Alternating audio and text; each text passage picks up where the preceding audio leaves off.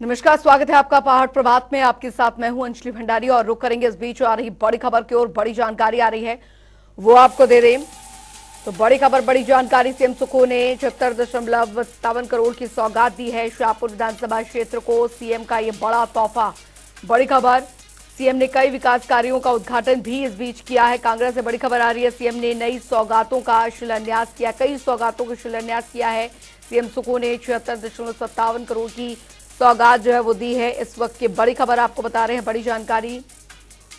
शाहपुर विधानसभा क्षेत्र को सीएम का ये बड़ा तोहफा। सीएम ने कई सौगातों का शिलान्यास यहां पर किया है। बड़ी खबर आपको बता रहे हैं, कांगड़ा से आ रही है। सीएम सुखो ने 76.57 करोड़ की सौगात दी है शाहपुर विधानसभा क्षेत्र को। सीएम ने ये तोहफा दिया है। तो सीएम सुखो ने ये बड़ा तोहफा यहां पर दिया है शाहपुर विधानसभा क्षेत्र को। सीएम की ये बड़ी सौगात। सीएम ने कई विकास कार्यों का उद्घाटन भी किया है। ये बड़ी खबर आपको बता रहे हैं। सीएम सुखो ने 76.57 करोड़ की सौगात दी है शाहपुर विधानसभा क्षेत्र को। सीएम के बड़ा तोहफा सीएम की तरफ से। बड़ी खबर आपको बता रहे हैं।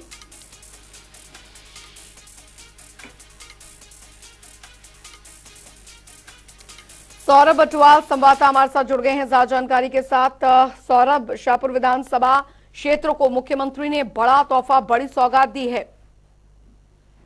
बिल्कुल अंजलि, बताना चाहूंगा कि जिस तरह से हिमाचल प्रदेश के मुख्यमंत्री कल धर्मशाला जिला कांगड़ा के प्रवास पे आए हुए हैं, इस दौरान जो है उन्होंने शाहपुर विधानसभा का भी दौरा किया था और यहाँ पर जो है उन्होंने कई जो योजनाएं हैं जो नई, उनका शिलान्यास जो करके जो है जनता को समर्पित किया है। जी जाहिर तौर पर प्रदेश के विकास के लिए ठाकुर सुखविंदर सिंह सुक्खू सरकार लगातार प्रयास यहां पर कर रही है। लोगों में कितना उत्साह जो है खासकर शाहपुर विधानसभा के लोगों में देखने को मिला? बिल्कुल अंजलि, देखिए शाहपुर विधानसभा एक ऐसा क्षेत्र है जहाँ पर अक्सर जो है इतना विकास जो है अभी तक नहीं हो पाया है, लेकिन हिमाचल प्रदेश के मुख्यमंत्री सुखविंदर सिंह सुक्खू ने जो है इस बार खुद विधानसभा में जाकर जो है विधानसभा क्षेत्र का जायजा लिया है और लोगों की क्या क्या जरूरतें हैं, किस तरह के उनको जो है जरूरतों का चाहिए। जिस तरह से अगर पेयजल की बात की जाए या अन्य सुविधाओं की बात की जाए, तो सुखविंदर सिंह सुक्खू ने खुद जाकर ग्राउंड जीरो पर जाकर जो है इन सब चीजों को देखा और जिन जिन चीजों की जरूरत विधानसभा क्षेत्र के लोगों को थी, उन सभी चीजों का जो शिलान्यास है वो मुख्यमंत्री द्वारा किया गया है। जी अंजी, चलिए, बहुत बहुत शुक्रिया सौरभ बटवाल इस तमाम जानकारी के लिए।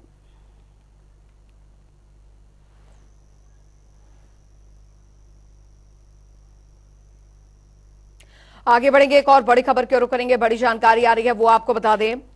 बड़ी खबर, बड़ी अहम जानकारी। कालीबाड़ी मंदिर पहुंचकर राज्यपाल ने की पूजा। जी हाँ, पूजा अर्चना की है। राज्यपाल शिव प्रताप ने दुर्गाष्टमी पर पूजा अर्चना की है।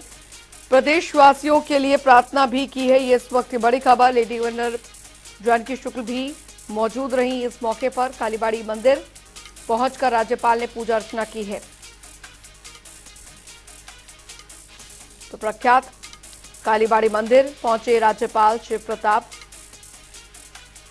बता दें आपको कि नवरात्र के पावन अवसर पर राज्यपाल ने पूजा अर्चना की है।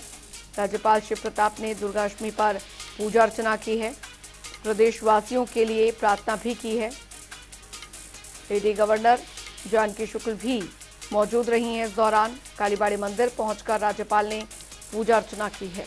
तो राज्यपाल शिव प्रताप ने कालीबाड़ी मंदिर पहुंचकर पूजा अर्चना की है, प्रदेशवासियों के लिए प्रार्थना की है। लेडी गवर्नर जानकी शुक्ल भी इस दौरान मौजूद रही। तो बड़ी खबर आपको बता रहे हैं। तो आज महानवमी है और आज के दिन लगातार मंदिरों में भी भक्तों का आना जो है वो लगातार बना हुआ है। नवरात्र के पावन ये 9 दिन। और वहीं कालीबाड़ी मंदिर की अगर बात की जाए तो राज्यपाल शिव प्रताप कालीबाड़ी मंदिर पहुंचे।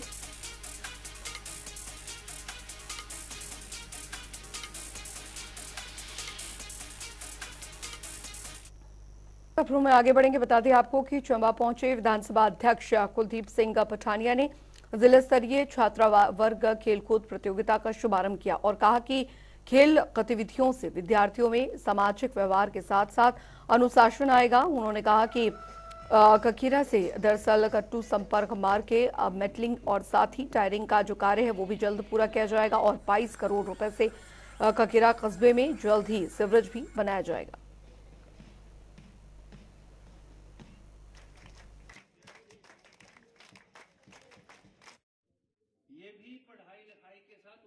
ये भी पढ़ाई लिखाई के साथ उतना ही इम्पोर्टेंट है। और जैसा कहा गया कि जहां पढ़ाई लिखाई में आपको सब्जेक्ट्स के बारे में जानकारी मिलती है, नॉलेज मिलता है, ज्ञान मिलता है, उसी प्रकार से ये जो स्पोर्ट्स के जो टूर्नामेंट्स हैं उससे भी ज्यादा जानकारी आपको मिलती है। और वो जानकारी है कि आपका कॉन्फिडेंस लेवल जो है वो इससे यहां से जनरेट होता है। और कॉन्फिडेंस से भी ऊपर जाकर सेंस ऑफ कोऑपरेटिवनेस जो है कि आप विभिन्न स्कूलों से आए हुए बच्चे हैं, सबका अपना अपना लाइफस्टाइल है, लेकिन जब आप टूर्नामेंट्स में इकट्ठे रहते हैं तो आपको एक दूसरे के बारे में जानकारी मिलती भी है और उनसे एक दूसरे से सीखने का मौका भी मिलता है। उधर चंबा में कृषि एवं पशुपालन मंत्री प्रोफेसर चंद्र कुमार ने दरअसल डलहौजी पब्लिक स्कूल में हिमोत्कर्ष साहित्य में मौजूद रहे और संस्कृति और साथ ही जन कल्याण परिषद के 25वें वार्षिक समारोह की अध्यक्षता की। उन्होंने कहा कि बेटी बचाओ बेटी पढ़ाओ जागरूकता कार्यक्रम में मंत्री ने कहा कि प्रदेश सरकार ने सामाजिक सुरक्षा में सराहनीय कदम उठाए हैं।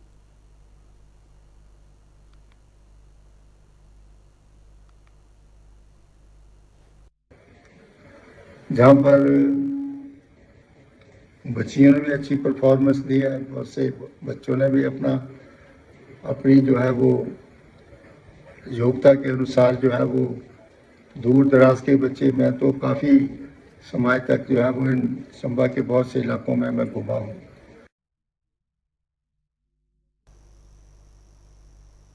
उधर शिमला के मेयर सुरेंद्र चौहान अपने कामों को लेकर लगातार सुर्खियों में बने रहते हैं और मेयर ने रेलिंग में पेंट किया। आपको बता दें कि इस दौरान बड़ी संख्या में उन्हें युवाओं और महिलाओं का भी साथ मिला। ये पहली बार नहीं है जब उन्होंने इस तरह का कोई भी काम किया हो, बल्कि इससे पहले भी मेयर सुरेंद्र चौहान आपदा के बाद चल रहे राहत कार्य में रास्ता दुरुस्त करने के लिए मलबा हटाते हुए भी देखे गए थे। जैसे फेस्टिवल्स आ रहे हैं तो कुछ हर आदमी अपने घर में पेंट भी करता है, सफाई व्यवस्था करता है, सुंदर बनाता है। जितने त्यौहार का मौसम है, नवरात्रि चल रहे हैं, उसके बाद दशहरा आएगा, दशहरे के बाद दिवाली आएगी, तो सब लोग वो अपने घरों की सफाई और पेंट भी करते हैं।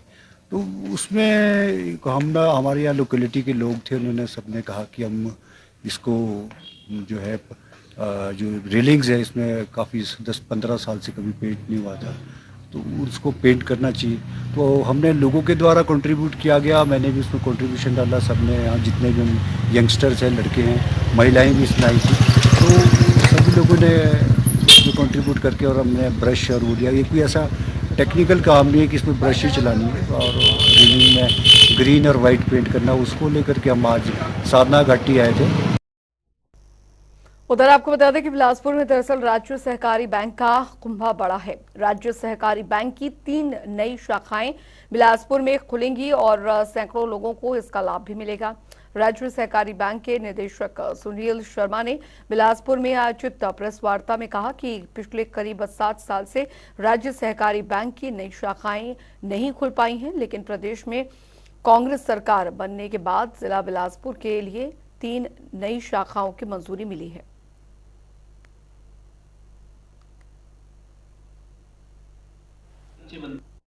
हमारे राज्य सहकारी बैंक हिमाचल प्रदेश की नई 25 शाखाओं के लिए लाइसेंस इशू हो चुके हैं। आरबीआई ने हमारे को लाइसेंस दे दिए हैं और इन लाइसेंसों को मिलने में आदरणीय मुख्यमंत्री सुखविंदर सिंह सुक्खू और हमारे चेयरमैन देवेंद्र श्याम का बहुत अच्छा रोल रहा, जिन्होंने अपनी बड़ी मेहनत से इनको कराया। ये जो हमारी शाखाएं खुली, ये 7 साल पहले खुली थी, उसके बाद 7 सालों बाद अब खुली, बीजेपी सरकार में नहीं खुल पाई थी।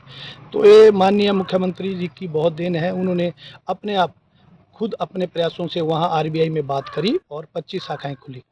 25 शाखाओं में से 8 शाखाएं शिमला की हैं और 6 शाखाएं मंडी की हैं, 3 शाखाएं चंबा की हैं, 3 सिरमौर की हैं और 2 किन्नौर की हैं और 3 जिला बिलासपुर की हैं। जिला बिलासपुर की सबसे पहली शाखा जो खुली हमारी एम्स हॉस्पिटल में खुली, वो एक्सटेंशन काउंटर था कोठी का, उसको हमने कोठी जो है अपनी उसको हमने अपग्रेड करके ब्रांच खोल दी और वो ब्रांच अभी 2-3 महीनों में जैसे हमारा प्रोसेस पूरा होता है तो खुल जाएगी। उधर आपको बता दें कि धर्मशाला अंतर्राष्ट्रीय क्रिकेट स्टेडियम में दरअसल भारत और न्यूजीलैंड के बीच वनडे वर्ल्ड कप का मैच खेला गया, जिसमें कि भारत ने न्यूजीलैंड को 4 विकेट से हरा दिया और वहीं टीम इंडिया को मिली जीत का जश्न मनाने के लिए मैच खत्म होने के बाद आतिशबाजियां का नजारा जो है वो क्रिकेट स्टेडियम में मौजूद दर्शकों को देखने को मिला। इस मैच को देखने के लिए भारी संख्या में बाहरी राज्यों से और विदेशों से भी लोग धर्मशाला क्रिकेट स्टेडियम पहुंचे हुए थे। वहीं मौसम विभाग के अनुसार भी मौसम खराब रहने का अनुमान लगाया गया था, लेकिन मैच के दौरान हल्की सी धुंध ने कुछ देर के लिए मैच को रोक दिया, लेकिन कुछ देर बाद ही मैच को दोबारा शुरू कर दिया गया था।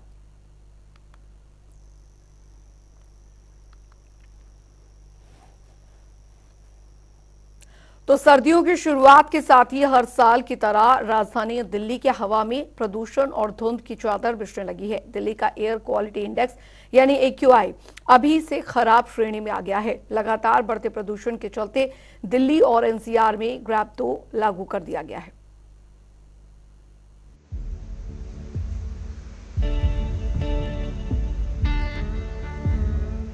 सर्दियों की शुरुआत के साथ ही हर साल की तरह इस साल भी राजधानी दिल्ली की हवा में प्रदूषण और धुंध की चादर बिछने लगी है।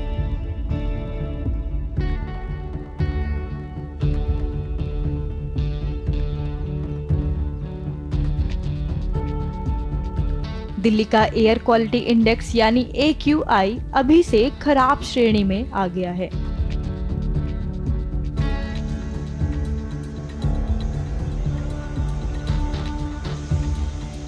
शहर के कई इलाकों में धुंध की मोटी परत अभी से दिखाई देने लगी है।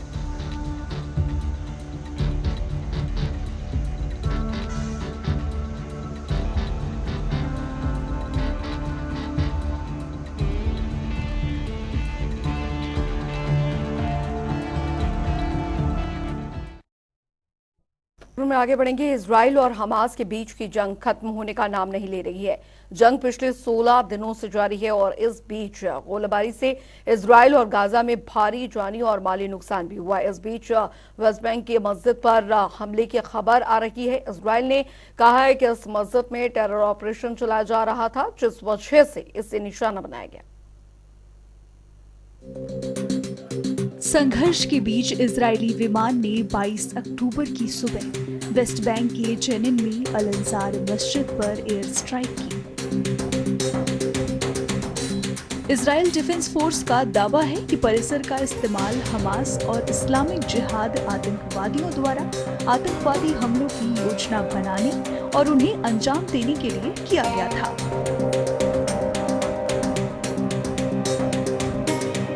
फिलिस्तीनी चिकित्सकों ने रॉयटर्स को बताया कि इजराइल के इस हवाई हमले में एक शख्स की मौत हुई है। वहीं शरणार्थी शिविर के एक निवासी ने बताया कि जब हमला हुआ तब ज्यादातर लोग सो रहे थे। الناس اغلبها نايمه وإشي صاحي وإشي كذا زي هيك ما سمعنا ولا إشي زي ما تقول ضوء بوجهنا وإشي زي ما تقول انفجار قوي شديد. هلأنا على المنطقه لقينا شباب زي ما تقول إشي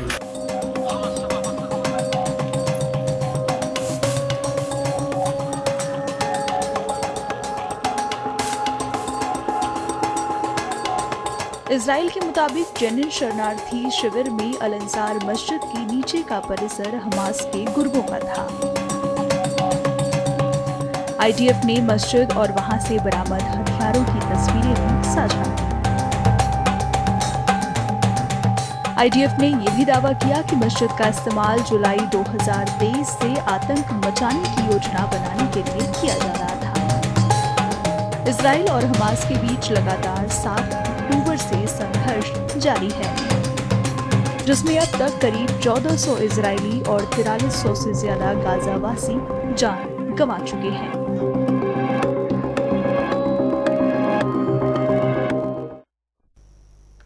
तो युद्ध के बीच हमास ने 2 अमेरिकी बंधकों को रिहा किया। खबर है कि ये रिहाई कतर की मध्यस्थता के बाद हुई है। अमेरिकी राष्ट्रपति जो बाइडेन ने भी रिहा किए गए दोनों बंधकों और उनके परिवार से फोन पर बात की।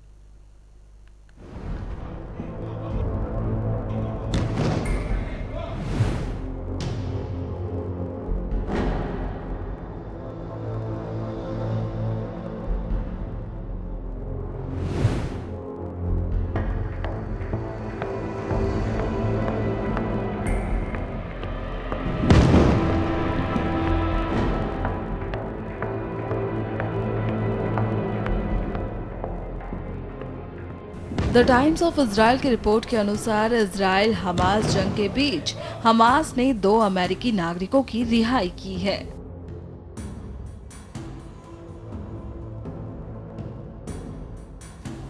CNN के अनुसार दोनों अमेरिकी नागरिकों की पहचान जूडिथ और उनकी 17 साल की बेटी नताली के रूप में की गई है।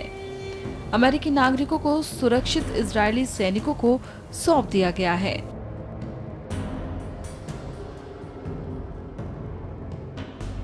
इनकी रिहाई पर अमेरिकी राष्ट्रपति जो बाइडेन ने कहा कि बंधकों को पिछले 14 दिनों में भयानक कष्ट का सामना करना पड़ा। उन्होंने हमास की कैद से मुक्त हुए अमेरिकी नागरिकों को पूर्ण समर्थन का आश्वासन दिलाया।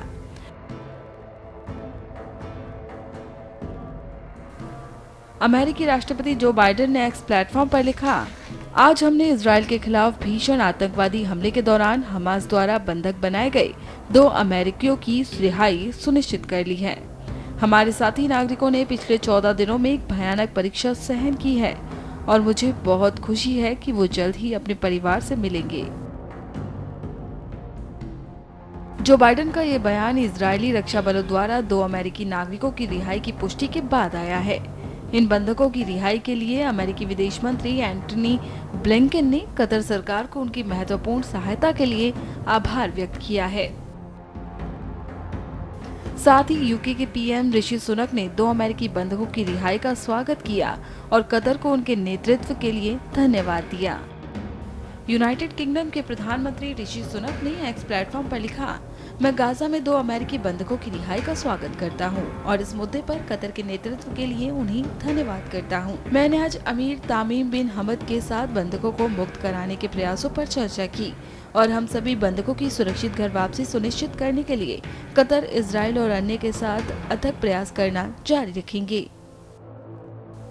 इस बीच हमास की कैद से अमेरिकी नागरिकों की रिहाई से इलिनॉइस का यहूदी समुदाय बहुत खुश है।